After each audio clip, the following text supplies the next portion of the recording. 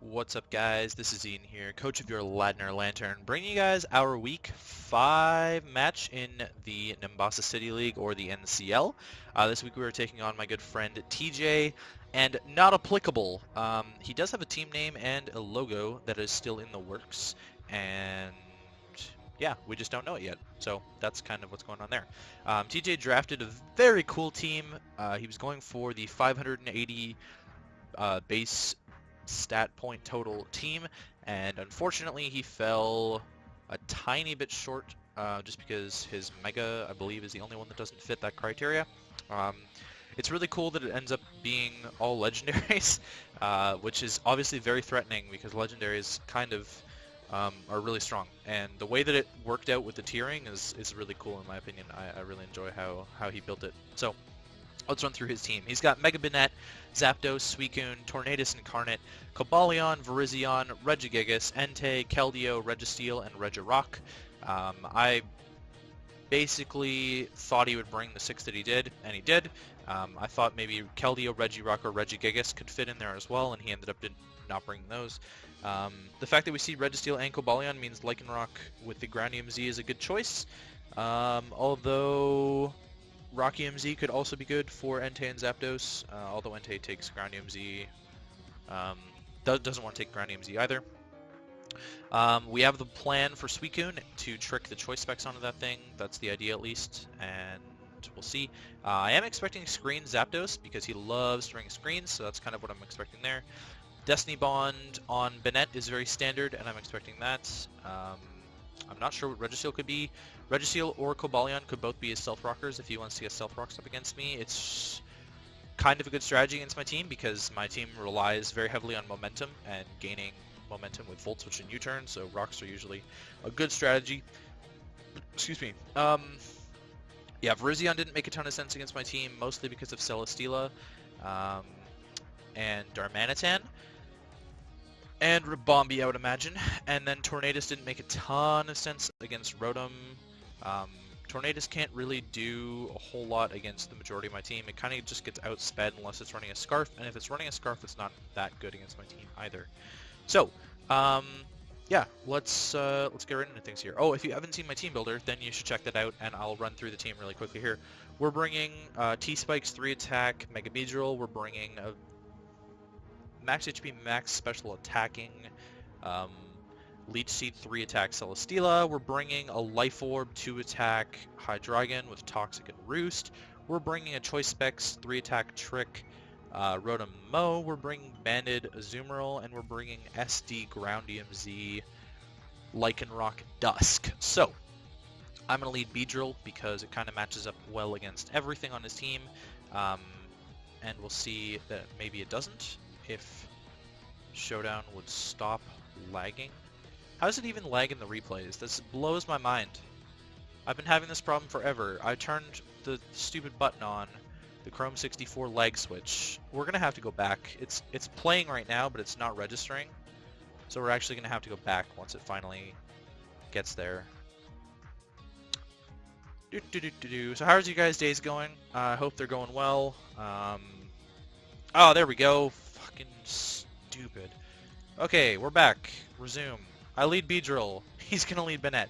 I realized after the fact when I did this, I'm like, oh, he could be Prankster Will-O-Wisp, and I don't want my Beedrill getting burnt. It's basically probably the worst thing that can happen to my Beedrill at this point. So I'm going to double into my Hydreigon because I don't care about getting burnt on that, as he's actually going to Mega Evolve and Shadow Claw crit me in the face. I could have U-turned out there, but I was really scared of the Will-O-Wisp. That shows me standard Banette, to be honest. That crit damage shows me fairly standard Banette. It's obviously a resisted hit. I'm going to go for the Roost here, as I think he's going to assume that I'm going to Dark Pulse him in the face. And I think he's going to waste a Destiny Bond here. So I'm going to Roost on his Destiny Bond, which I read correctly. And now, this turn I'm going to click Toxic, because that's kind of my strategy against the Banette, is to Toxic it down so it can't Destiny Bond me. He's going to taunt. Prankster moves don't work on Dark types, so I get my Roost up again anyways. A good turn to click Dark Pulse would have been that one, but I wasn't entirely sure. So I'm just going to stay in and Flamethrower to get a bunch of damage off so that he's closer to Toxic damage. I thought that if he was predicting me to Toxic again or something like that, he might go into one of his Steel types, so Flamethrower was the best play there anyways. And now he's going to double into Suicune, which is not terrible for me to roost on. I just wanted to roost there because I didn't want to die to the Destiny Bond. Now this turn, I'm going to get a Toxic off on the Suicune as he's going to start Calm Minding up. Not a huge deal, as I believe I'm going to go into my Rotom here. Yep, go into the Rotom. Rotom's job is to deal with the Suicune here. I'm going to Volt Switch this turn because I wasn't sure if he was going to double on the Rotom-Mow because it threatens this thing out. I'm going to my Celesteela. We see right here that he's Resto Chesto, which is actually better for me, that he's not Leftovers with the Sleep Talk set. He's Resto Chesto. It also means that he's probably carrying the Ice Beam though, which is not the best for my Rotom. But I'm going to Leech Seed him here with the Celesteela, as I'm going to get Scalded and Burned, and Burnt. Burnted. We're going to get quite a bit of recovery back there, and now he's seated still. I don't care how many Calm Minds he sets up, because I can trick him with Choice Specs, and then he's basically useless. So I'm going to double into my Rotom this turn, because I think he's going to Calm Mind again, which he does, and again he's chipped. He's going to have to click Rest again here as I trick him on the turn that he clicks Rest. So he's locked into Rest now, and I can Volt Switch for free, I think. Yep, I get to Volt Switch for free into Beedrill. Now, Beedrill, he's locked into Rest, so he has to switch into something else. Suicune's chipped and Beedrill hits it hard, so I'm just going to Poison Jab him and pick up the clean kill on the Banette there. Banette was a good sack on his part. He could have gone into anything else and it would have been a pain in the ass, but that was fine. This turn, I think I click Poison Jab. Yep, I'm not scared of the static yet. That does a lot because Beedrill's a man and adaptability is busted as he gets his Reflect, goes into Suicune. As I'm going to U-turn this turn, because I thought he was going to double, and go back to my Rotom. He doesn't have any Spit F boost, so he's going to die to the Thunderbolt here. Pick up the clean kill there. He's going to go into Entei. I'm scared to shit of this.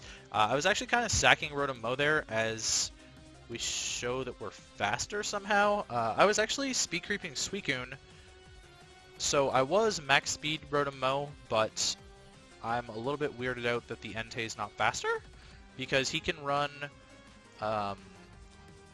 max speed Adamant and outspeed Rotom-Mow, which you have to be for Sacred Fire / Extreme Speed. Both of those moves, I believe, you have to be Adamant Entei for. So he could be running max speed Adamant and still outspeed my Rotom-Mow, because I wasn't running exactly max speed. I was running 296, which is 2 base points lower than that, so he could have speed crept that. We tank that Sacred Fire. That does show to be banded damage, and we do get burnt. Not the biggest deal that we're burnt because we're a special attacker. And now we threaten him, but I'm going to Roost as he's going to Sacred Fire again. I'm kind of hoping for him to miss, potentially. It's a 95% accurate move. I don't know. He does more that turn, so he gets the higher roll. I'm just going to Toxic this thing this time. Sacred Fires me again. I'm pretty low now, but I can get a Roost up, and I can Toxic Stall this thing down as he goes Registeel. Not the worst case scenario for me, as I can just click Flamethrower this turn.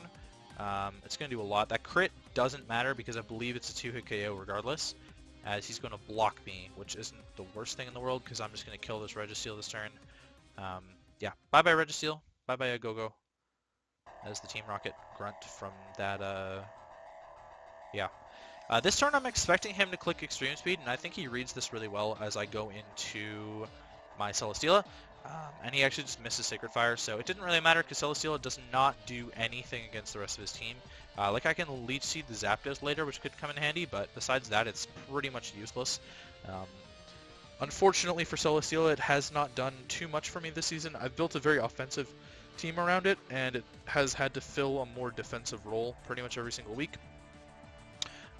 This time, I can't switch into Hydreigon to tank the Sacred Fire, so I'm going to sack Celesteela here to the Sacred Fire and let him take some more toxic damage. Now I'm going to go into my Rotom, I believe, to just pick up the skill with Thunderbolt. Makes the most sense to me. I know I'm faster, so Thunderbolt will clean that up. Yeah, Cobalion's a threat. I'm going to Volt Switch on it because I don't know if I'm faster or not. He is faster, so he's running a lot of speed on this Cobalion, which helps me out a little bit. Going to Azu.